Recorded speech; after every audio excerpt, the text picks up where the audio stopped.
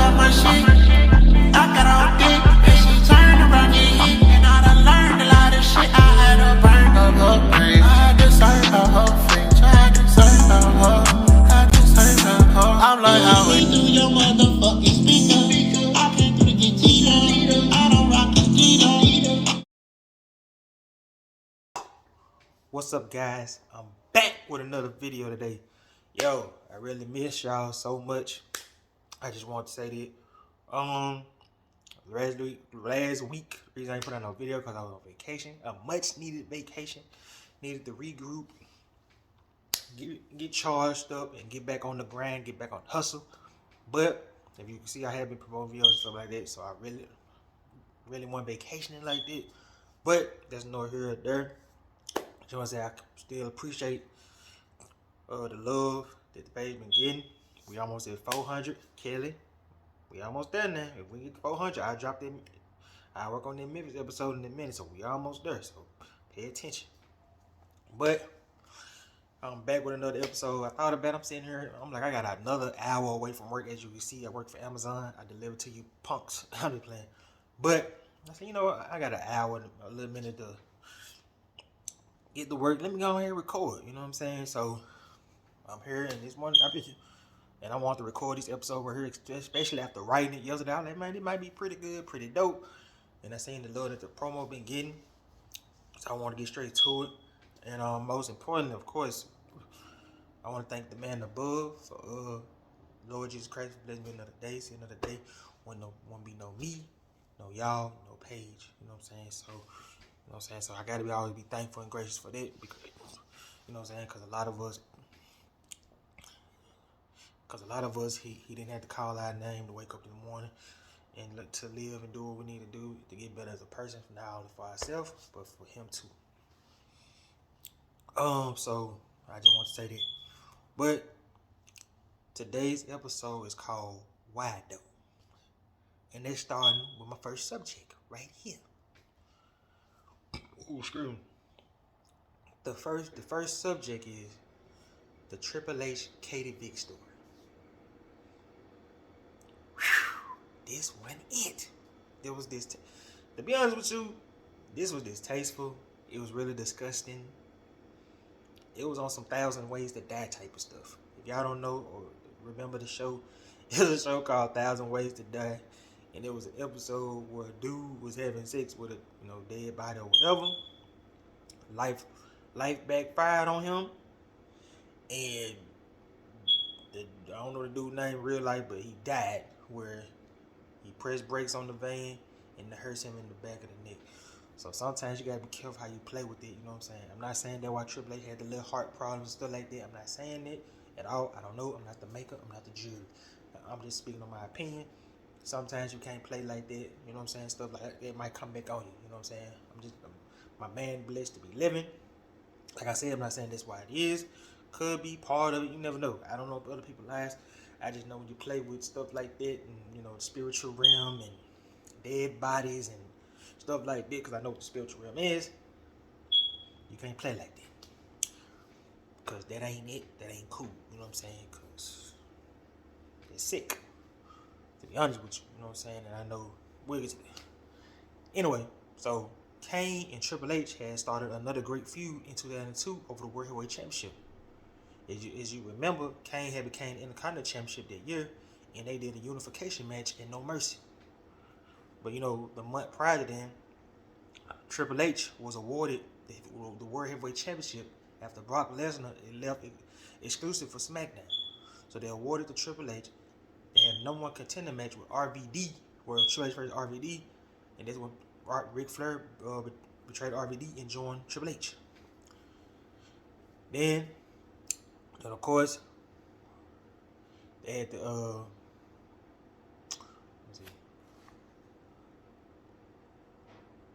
yeah. So as the feud began to speed up, Triple H started playing mind games with Kane, and they brought up Kane's friend Katie Vick, who was close friends with the Big Red Machine, who died in the car accident when I guess Kane was drunk, and Triple H accused Kane of murder. And then Triple H had started dressing like Kane and had sex with like a fake dead body. And according to the reports, the person who came up with this idea, my main man, you came up with this. That ain't it. I see why they're trying to get rid of you right now, because you changing the script. You ain't it. Trash. So Vince McMahon and his sick, weird mind, he came up with it. And of course they had the match at No Mercy where Triple H won. I think Triple H won both times. I'm not sure. But Triple H beat Kane. Y'all let me know in the comments who won that match. I think Triple H won that match, but I don't think he was Intercontinental Champion at all. I don't remember. Triple H carried the Intercontinental Championship after that. And of course, the funny part was they had another great feud the next year where I think they had a match before then. And then after that, Kane lost his match to Triple H the next year for the match versus title. That's when Kane went crazy, chokeslam RVD. It was that summer. Yes, that summer. He went crazy on the next night of Raw, beat RVD up. Then y'all remember he chokeslammed Eric Bischoff off the ramp. And of course, Kane dominated RVD. Then, you know, they met up again at No Mercy in the Triple Threat match where Triple H had beaten a freshly champion Goldberg and beat Kane to go on to WrestleMania. Well, he did go on to WrestleMania. You know what I mean? But that feud was very intriguing. It was weird. You didn't have to book that to sell Triple H and Kane. You know what I'm saying? Because you gotta understand, like, there's some sick people out there that really do that. You see what I'm saying? And it's like, you know, if I was Triple H, I wouldn't have did that, man. If you gonna fire me, bro, I'm good. I go down south or whatever, because I ain't finna pretend to have sex with a dead body. Like, that whole promo just weird, nasty. Ugh, that ain't it. Trash. First he was talking to her, oh, hey, Katie, and all that. And then he got in the casket with her. I mean, it wasn't her, but it was the prop, you know what I mean? It was supposed to have been her, you know what I'm saying? And then that was just a weird, and, you know, just a weird way. I mean, and this one Kane character was really great. It's starting to get over. Like, he was already over, but he was starting to see, he was showing his player side, pimp side. You know, remember the promo with Terry Rollins when Kane, I think she kissed him or whatever. So you try to, you know, deter a man with that type of stuff, and it just, the match itself was cool, but that feud was weird. I mean, no, I ain't gonna say that part made it weird. I'm gonna say that part, that him and getting it in, that was weird. You know, and Triple H had enough juice not to go along with it. So I don't understand why he went along with it. I don't know, you know what I'm saying? And, you know, it's the same thing I said about Shawn Michaels. Shawn Michaels had to go along with it, you know what I'm saying? It just show you how the owner of Vince McMahon is willing to push the extra envelope just to entertain y'all. But I'm gonna be real with you. You look back on it, that wasn't entertaining. That was just gross. You know what I'm saying? Like, cause you gotta sit back, you know, you hear stories on TV, man. Man, this dude had sex with a dead body. I'm like, what did you get out of it? You know what I'm saying? Like, that's nasty. You know what I'm saying? Like, it's gross. Like, they can't move. You know what I'm saying? They spirit can, and they're scary. Cause you don't want the spiritual realm to mess with you. You hear me? So I don't know. You know what I'm saying? They were just like, nah, son, that ain't it. You know what I'm saying? It was just like sometimes you wonder when they be having them creative creative director meetings, and they be coming up with this stuff. You be like, so this the best y'all came up with? Hey man, have sex with a dead body. Now I can see why John Moxley, other folks be wanting to leave. You know what I'm saying? Especially due to this nigga. He come up with stupid stuff. You know what I'm saying? Like, huh? Succotash. I'm gonna start a feud of a shampoo soap. That's why Asia Booker T again, of course. I think John Moxley at the doctor table getting a shot. John Moxley wearing a mask. Like, it's like little stupid stuff, bro. Like, come on, man. Like, or better yet, Kane in another feud. Dumb feud. Great match. Dumb feud. over a cup of coffee with Jericho. Like, so you mean tell me out of all this stuff y'all came up with this dead body, cup of coffee, shampoo, you couldn't do nothing? Alright, you know what I'm saying? Like, I bet when they be coming up with certain foods and stuff, I bet some of them guys be looking like, okay, I want to have a match, but this the reason why? Hell no, that ain't it. You know what I'm saying? So that was just a weird little time, weird little part of wrestling. That's when Vince didn't care no more because he had no competition. I feel like that's why he ain't care no more. I mean, he done some weird stuff, but this had to be the lowest of the lows. Except him saying, "What up, my nigga?" Like, you know what I'm saying? Like, other than that, this was the lowest of the low. You know what I'm saying? Because you had to, it just show you folks be willing to do anything for a paycheck. So I couldn't imagine if I was in their shoes. I won't say I wouldn't do it because I couldn't imagine if I was in their shoes. You know what I'm saying? But that's still gross. You might just tell them I have sex with a dog. You know what I'm saying? Like, you know what I'm saying? So that was just weird. My next subject though, Jon Moxley bleeding. Now, I love a good blood fight, but damn, every week on TV, that ain't it. To me, you know what I'm saying? Because it's like, I know you're tough, I know you're strong, we know you're the Iron Man of professional wrestling. That ain't it. But for me, I want to savor moments for the big show or a big match if I'm facing somebody they really good or on my level. I say that those special moments for special moments. Because it's like, if you bleeding on the regular, it's going to be like, you bleeding it all over again. Just like CM Punk said in their promo, I don't want you to bleed on me every week. You know what I'm saying? Like, it get too much. And according to him, on his wife's podcast, Renee Young, I forgot the name of the judge, just quick. He said he likes to bleed a lot. And I be thinking to myself, like, why though? Like, why? Like, you don't have to. You know what I'm saying? Like, unless you're a naturally bleeder or something, I'm like, all right, well, you just naturally bleed, and it's cool. But it's just like every week you try to save the moment for the big bucks, and he got 7 big buck matches. That I'm like, okay, I can see why he did it. But I'm like, man, I'm not finna bleed against let me get some random dude on their roster. Let me see. Let me think. I'll do it to our Cup 6. I'm not finna bleed against.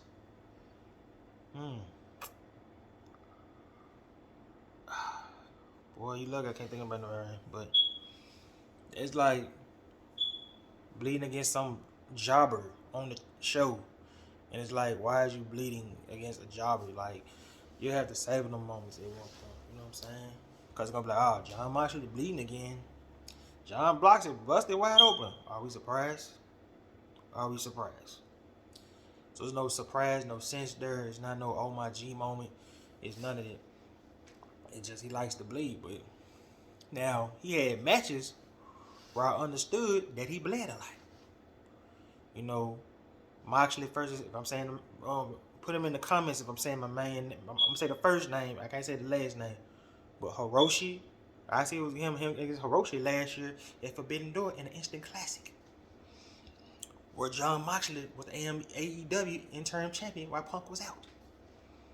I see if it was the Brutal Classic, and I think it was the main event, well, I'm not gonna say the co-main event before the main event. I see it was Moxley versus Bryan Danielson in a classic brutal match where Bryan Danielson was giving Jon Moxley that work. I'm gonna be real with you, Jon Moxley, you got your ass whooped that match. I'm sorry, I watched that jump. Even though there was a long pay-per-view, you got your ass whooped. Like, alright, so I see it was Moxley versus Will Ospreay in New Japan. I think was Moxley the IWGP US Heavyweight Championship. Trying to remember.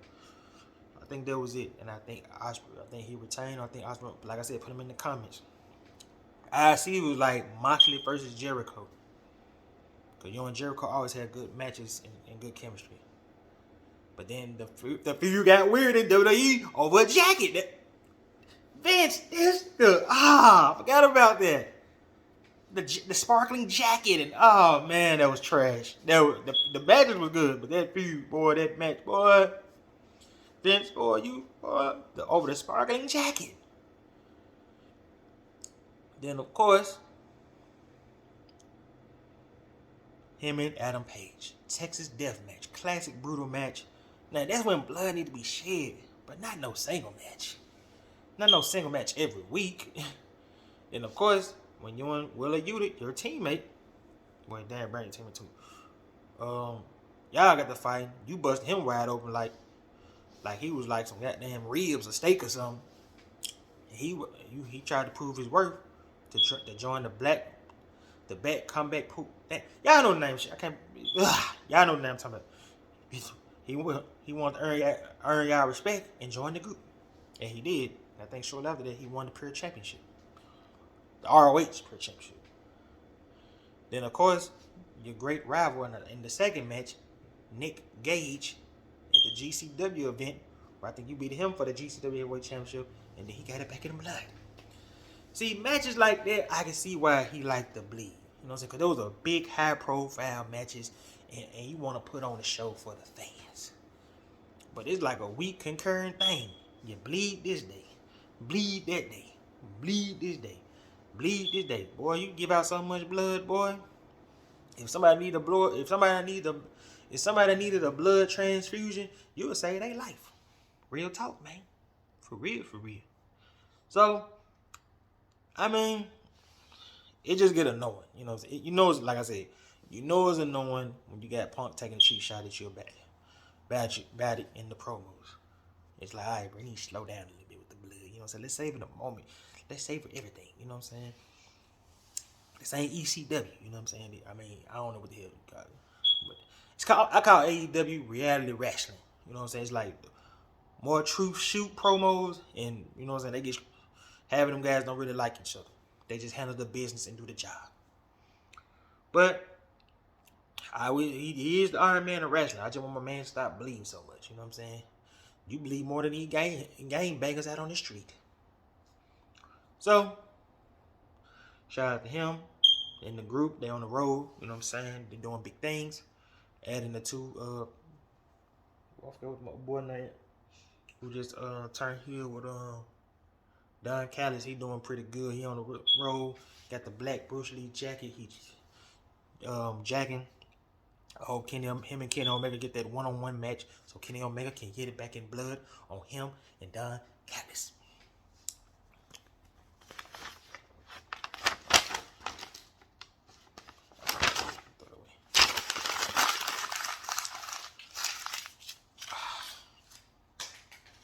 All right. My next subject, Bray Wyatt comeback. Has it been a flop or a success? Now, this run compared to other runs where he was the Wyatt family right here, great stuff, great matches, great promos. We ain't gotta go down to this. Then he went solo by himself with the goddamn apron. Dope. You know what I'm saying? Then shortly after that, he became the Fiend. Great stuff. Fiend / Mr. Rogers. Great stuff. But this run right here, I don't know, look, bruh. I don't know. Right now, it's looking like a dud. That ain't it. Now, the promos been great. The storyline been great, especially adding Uncle Howard, or allegedly his brother, Bo Dallas. The matches, that ain't, well, he ain't been wrestling much, but I gotta put trash. That ain't it.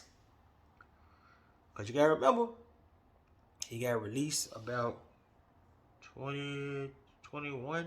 Shortly after WrestleMania, he went mentally there, especially after Luke Harper died. He gained weight in the WrestleMania match and stuff like that. And plus, I think according to Randy Orton, him and Bray Wyatt had ideas, but Vince didn't want it. He didn't want this, nigga. Didn't want to listen. Trash. That ain't it. And we got a trash opening match at WrestleMania with a trash finish. So he was out for a year and a half and trying to do movies, focus on Hollywood. It was rumors he was gonna return, but he wanted the big money. He wanted the bag. He wanted the deal. So He returned to the Street Rules, crazy with the door wide up, with the lights and stuff going crazy, fans going wild. Then he giving us promos after weeks. Good stuff. Then he finally got into a program with LA Knight, where I think LA Knight slapped him, and Bray Wyatt got it back in blood. Now, the feud with LA Knight and the promos between them been good segments and stuff like that. Even involving the great Undertaker in the I think Raw 30 episode, involving him and stuff like that. Then they came up with the match called Mountain Dew Lights Out match. I wanted my lights to be out by watching that trash. That wasn't it. Straight garbage. The only thing that was good was the ending when Bo Dallas jumped off whatever the hell it was on LA Knight. Hey, we thought LA Knight career was over at that point. Because WWE didn't believe in him because of his age. Trash. I bet y'all feel dumb now because y'all booking my boy Will. He on his way to big things. Dummy, yeah. Sorry. But the feud was good, storyline, but that lights out match was like trash. Damn, that wasn't it. Then, of course, shortly after that, he wanted to face the winner of Brock Lesnar, Bobby Lashley. Where Brock Lesnar shut this shit down real quick. But I don't want to work with him. Damn. Brock Lesnar cold, boy. If he don't want to work with you, he ain't gonna work with you. Ask Kevin Owens. He know. I don't know why he want to work with Kevin Owens. I'm just saying, like, I don't want to work with dude. That ain't it. Ask Jinder Mahal. If Brock Lesnar don't see something in the feud that involve, or if he, because Brock Lesnar got a smart brain. A lot of people say he don't care about the business, but he do. So he might see something that we don't see. You know what I'm saying? So I think they said, hey, they would have made Brock look bad trying to look scary and spooky like that. And for folks probably like, but he looked spooky. It's like, he didn't really look spooky. He just looked concerned. It's the difference. But so they paired him and Bobby Lashley up, and then they was on the road, everything going smooth. The Muscle Man dance and Bobby Lashley getting frustrated, giving Uncle Howie, aka Bo Dallas, that work. Then all of a sudden, I guess this when the Roman when Vince was finna come back, he had an illness. And he fumbled the bag on Bobby Lashley. And Bobby Lashley was not a part of the WrestleMania card. He just made appearance on the ramp, did a little signature entrance, wham. But you can see the frustration in Bobby Lashley's face. He was hurt, he was disappointed. He wanted to be the card, and Bobby Lashley deserved to be on the card because he worked hard to be on the WrestleMania card.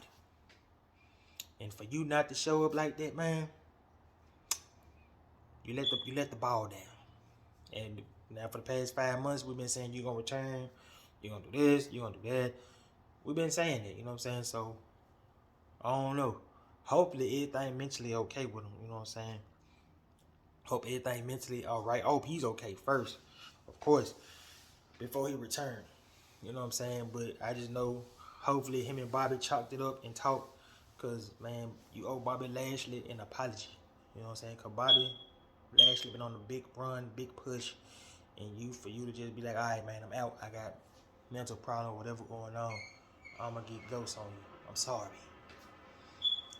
You know what I'm saying? Because Bobby worked his butt off to get to the point. And, you know what I'm saying? He was looking forward to y'all matchup. And then for you to, like, a week or two later or whatever, yeah, it just weird, especially around the time when Vince came back. Nah, I can't do it, bro. I'm sorry. I'm out. So, right now, I'm going to call it a flop right now. I call it a flop because we ain't seen much. You know what I'm saying? So, promo's been good, but it's just like, something ain't right with this run compared to his other runs. Something ain't right. You know, it could have been great, especially when the rumor was my boy Vincent and my boy Dutch was supposed to join WWE when they appeared at the NXT event. So, we gonna see. But they chose to go back to Ring of Honor, and they in a feud with Dark Order, especially when Dark Order family members Stu Grayson betrayed on the group and they joined the Righteousness. So we'll see. But right now, Bray Wyatt comeback, I don't know, bruh. That ain't it. And another thing I want to talk about. Now, well, this is one of the greatest rivalries in ECW history that hardly get mentioned in front of the fans. You know, you got your Dreamers. You got your Dreamers versus Raven. Malenko versus Guerrero, which was the match of the year in 1995. You got your Dudley Boys versus the Gangster, New Jack, and Mustafa. Of course, you got your Rob Van Dam, Jerry Lynn. Then, of course, you got your love-hate frenemy relationship, Sabu RVD. Now, you be wondering, what rival could you be talking about in ECW history that people be sleeping on? My main man, Super Crazy, versus my other main man, Tajiri, who's a very underrated wrestler and very entertaining character. Because he did great stuff with William Regal. Come on now. Then you start on that dog, you hear me? So, and they had classic matches. They put them guys on the map. Brutal matches. Different styles. You had the Japanese buzzsaw, Japanese style, physical style, very straight to the point with the mid, spit in your face. You know what I'm saying? Not Soldier Boy, not that, but you know what I mean? Tajiri spit in your face. Slow paced, methodical submission specialist technician. Then you got my boy Super Crazy, high flying, lucha libre with the S curl, with the J. Well, I guess that's water, I don't know, but the curl was dripping. You know what I'm saying? They went at it. And they had 5 classic matches that you need to rewatch. You got the Mexican Death Match. I forgot who won it. Put them in the comments. I forgot who won that series of matches. And I forgot one of them was the TV title champion. I don't know if it was the Jerry or Super Crazy, but they had the Mexican Death Match, Japanese Death Match. Then they had the Living Dangerous match. Then they had the Guilty as Charged. Then they had the classic triple threat match with them and Little Greedo. And that was some good quality stuff that both gentlemen had, and they put themselves on the map. Because they used to try to outdo some of these matches, you know, especially at that time. Who's on the ECW roster at that time? New Jack, RVD, Sabu. So they were trying to outdo them guys. Lance Storm. I think Mike Awesome. I think he was another great rapper. Mike Awesome and Tanaka. So you naturally think about ECW sometimes. I think the fans hardly mention them guys. And both of them guys were great wrestlers. And they never left Paul Heyman. So I think both of them stayed to the end. Cause I think when you see the Jerry, it's about 2000, 2001, I think. And we didn't see Super Crazy until 2006 when he was in this racist group, the Mexico with the lawnmowers. Damn, trash. And what I did was this. Trash. That ain't it. So I just want to give my boys that love and that shine. And another thing I want to talk about, a little bit Forbidden Door. Kenny Omega, Will Ospreay lived up to the hype once again. Especially from their early encounter in the beginning of the year at Japan when Kenny Omega got the dub when Will Ospreay looking crazy outside the ring like he couldn't believe it. And Kenny Omega had the championship belt talking about, I won. I'm the king. I'm the man. I still run New Japan. Remember, you looked up to me. You know what I'm saying? This was on some Scar and Mufasa type stuff. Kenny Omega looking at him. You know what I'm saying? Physical matchup. Then they had part 2 recently at Forbidden Door. Back and forth pace action, especially the last 2 minutes. And then my main man, Don Callis, got involved again when he gave Will Ospreay the screwdriver, hit Kenny Omega with the screwdriver in the head. Of course, they want the main reason why he won, but the last 2 minutes was a shocking counter, special moves, stuff like that. But Will Ospreay had to get it back in blood. I won my championship belt, and I beat you in your hometown in front of the world. I'm better than you. It's my time, my shine. I'm the king of New Japan. And he showed that right. It was a lot of stiff shots. They was hitting each other, man. Doing each other special moves. Blood everywhere. It was a physical matchup. If you look at that card, everybody was trying to outdo each other. I'm just going to be real. Everybody was trying to outdo each other. I'm just being honest with you. Everybody was trying to outdo each other. So if you look at that card, they really want a bad match. You see, baby, they really want a bad match. Though I told you for like months and Tony Khan in that bag right now. Collision off to a good start. Forbidden Door was lit. I mean,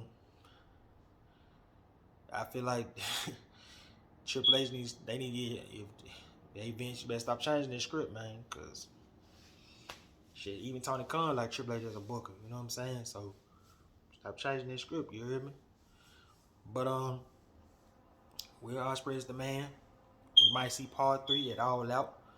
And I think I saw an interview with him. I saw a clip, and it was the most funniest thing ever. But it was the most realistic answer he said. They asked him, so why you want to go to the WWE? I don't want to lose no sleep. Bruh. But I understand where he's coming from, because he don't want to be on the road 365 days when I can just go to Japan, do what I need to do, come back. Go to the States a little bit, come back. I think WWE can take notes. Y'all need to take notes on their schedule-wise, you know what I'm saying? Take notes, my guy. But Will Ospreay was the better man. Kenny Omega lost the championship. And we'll see Will Ospreay, which is from London. I think All In is in September or late August. I'm not sure, but we'll see. Then, of course, the nitty gritty, the grind, the shine, the main event. The main event. Oh, I got some more stuff here. But I'll talk about that. The main event. Bryan Danielson versus Okada. A once-in-a-lifetime generational match. Where you got 2 generational talents. You got one talent who's arguably the best wrestler of all time with Shawn Michaels.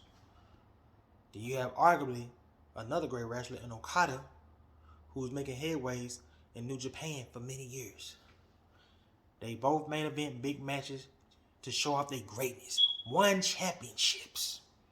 I got the credentials right here. Daniel Bryan, 1-time pure champion, ROH. Daniel Bryan, 1-time Ring of Honor World Heavyweight Championship. 4-time WWE champion. 1-time World Heavyweight champion. 1-time Intercontinental champion and United States champion. 2-time tag champion.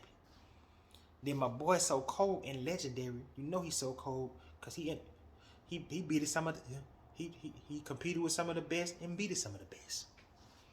Think about it. Samoa Joe, Homicide, Nigel McGuinness, Roderick Strong, The Miz, Triple H, John Cena, Kane, Sheamus, AJ Styles, and Randy Orton. And these are some heavyweights right here. And he defeated some of these guys right here. Then you got Okada, 2-time IWGP World Heavyweight Champion. 5-time IWGP Heavyweight Champion.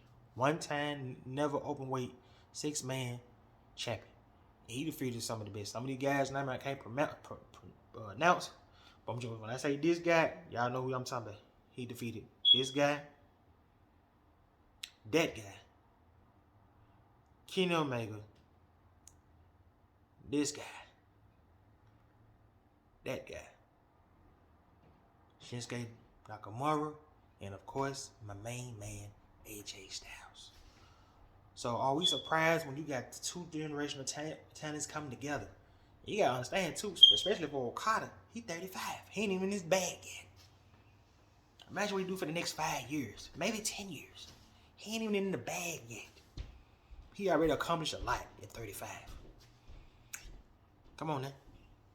So when Bryan called him out for the challenge and he accepted, are we surprised? Hell no. And he did live up to the hype. Bryan got the dub. He beat him with some crazy submission move. I don't know what the hell that was. That hurt me like, man, leg up. I'm tapping out immediately. Okada tapped out. And Daniel Bryan, according to him, is the best wrestler on the planet. And he don't even need no belt. This is the best Daniel Bryan I've seen in a long time. I'm sorry. He better than the vegetarian champion. I'm sorry. But it was a good match. It lived up to the hype. He even beat my mans with a broken forearm. Now he out for the 6-8 weeks. You know what I'm saying? Even though his counterparts lost earlier that night against Eddie Kingston, Elite, and Tamara Ush. Yeah, like I said, y'all know who on the team. You know what I'm saying? So that was a great match. And these are just two special guys that lived up to the hype. You know what I'm saying? This is up to, for me, it wasn't no Iron Man match, but to me, this was like a Bret Hart versus Shawn Michaels. This was like a Ric Flair versus Dusty Rhodes. This was like a John Cena versus AJ Styles. This match right here was like, let me give another great rivalry. This is up there like a Chris Jericho and Dean Malenko. This could be one of the, I could see them running the back at All Out, or All In. I'm sorry. That's how good that match was, and I really want to see it. Instead of the highlights, I really want to see the match because it was a highly anticipated match, and it lived up to the hype. Both of the matches did, to be honest with you. That pay-per-view did. I saw the highlights. Even Sting was out there doing his thing with the Joker mask. CM Punk was the second match, moving on to the next round in the Owen Hart tournament, hitting that GTS and doing what Punk does. Mind control with the crowd. You can't do nothing. You gotta love the hate Punk. You gotta hate the love Punk, man. You gotta love CM Punk. But other than that, it did good. Both of them made a little to the hype. And you know what I'm saying? We'll see where it goes. My next two subjects, which I skipped.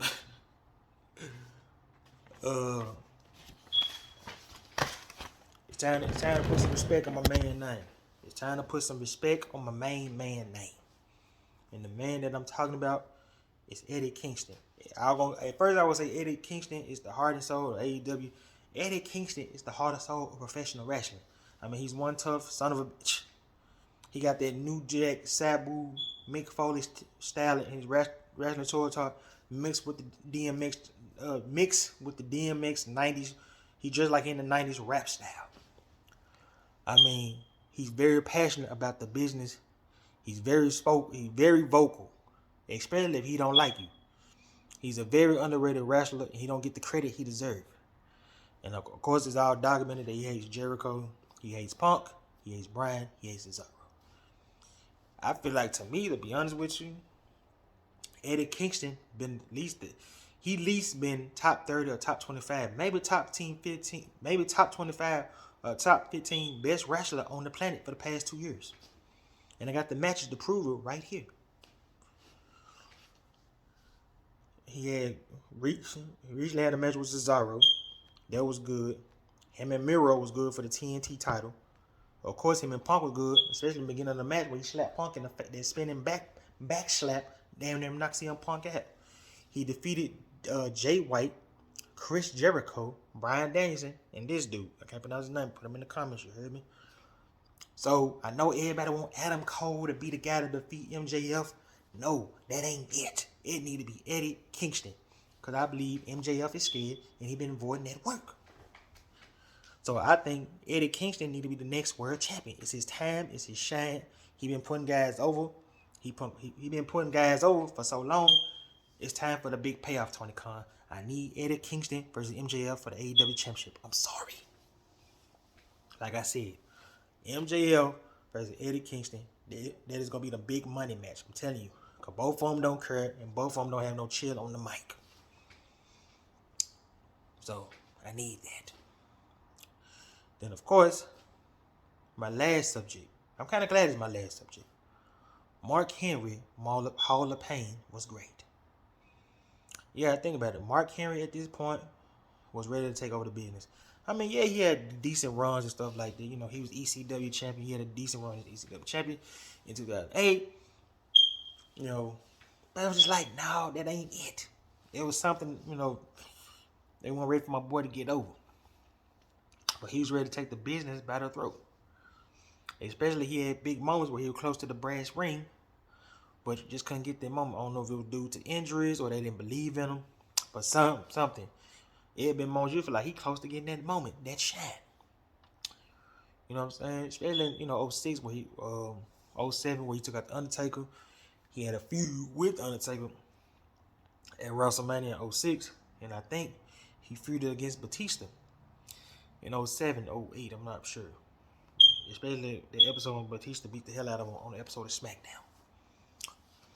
But he had moments, especially early part of his career. We all know he was in the Nation of Domination, and of course he was trying to get with China, and of course he had another trash idea. I don't know who came up with that idea, but this is trash right here. He had a hand baby with Mae Young. Just the fact he had to pretend like he was in love with her was weird. But Mae Young was ready though. Mae Young was a freak now. And she did wear a lime thong on TV. And Mae Young was entertaining. It was funny as hell. I'm sorry. It is what it is, little bro. I don't write this. I'm just a critic. I just put my opinion on things, you feel me? But, speed it up at that point, my boy Mark Henry was ready to take over, and he did. He had a feud with the Big Show. The first match was at Capital Punishment when he gave Big Show that work. Took him out and injured his leg. And of course, they had great matches at Vengeance and TLC. I'm not sure. I know they had 2 matches at Big Show return. Then, of course, he took out Kane that next week on the episode of SmackDown. Then, of course, he defeated Randy Orton for the World Heavyweight Championship at the Night of Champions, where, don't trip on me now. When he said that, I felt that. Y'all won't win me then, so don't trip on me now, bruh. Hell no, that ain't it. Then, of course, he defeated Randy Orton in Hell in a Cell. Then, before then, he defeated Sheamus at SummerSlam in an instant classic, underrated classic match at SummerSlam, especially in the promo weeks before there, when Sheamus slapped the hell out of Mark Henry. Then, of course, during that moment, he threw a security guard. Well, we haven't seen that same security guard no more, and he scared the hell out of Booker T. When Booker T said, "That wasn't me. That was Cole." And so, of course, my boy went on to move on. The bigger the better things. Now he's like a trainer or announcer or something, or agent at AEW. But Mark Henry was legendary. This run was better than anything. That Mark Henry run was the best thing ever in his career that Mark Henry ever did. But look, guys, that's it for this episode. I love y'all. I'm out. I'm back. Peace. Just let me talk my shit. I got all day.